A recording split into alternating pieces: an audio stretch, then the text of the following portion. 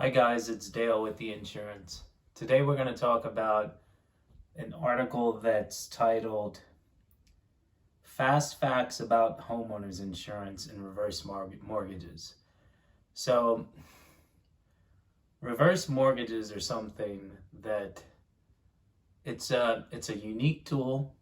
It's a good tool, but it's not 100% good, right? So you have to know what you're dealing with.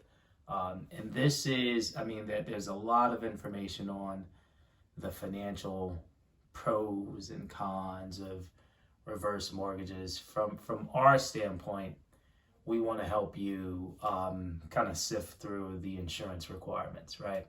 So the specifics. Reverse mortgage is by definition for those homeowners that are of 62 years of age and older and have equity within their current home, right?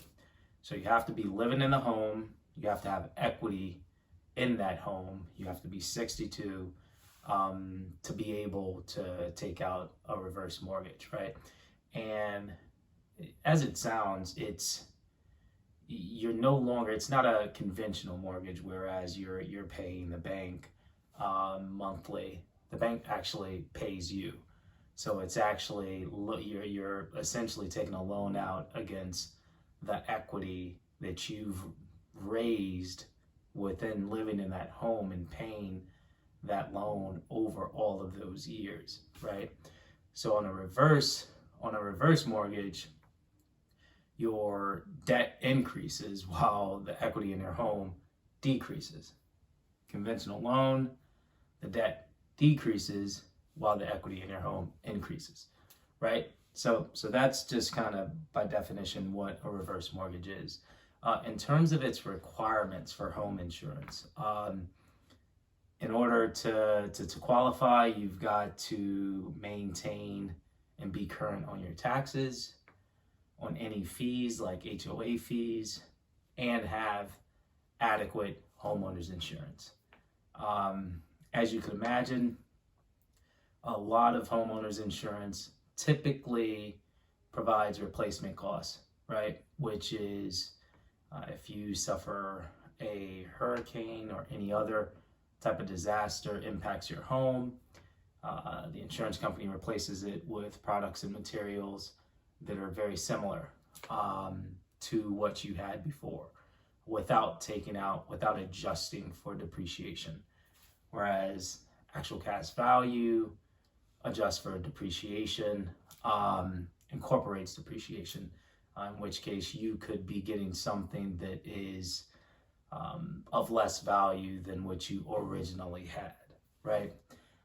So in most cases, the companies that provide a reverse mortgage for you will stipulate that you must have replacement costs of 100% on the home, which makes financial sense, right? Like something happens, God forbid something happens, the bank is now loaning against the presumed equity you have in a home, assuming a certain value. If you don't have replacement costs, they may not get that value, right? They may get something less than that. So to protect them, they would obviously require replacement costs.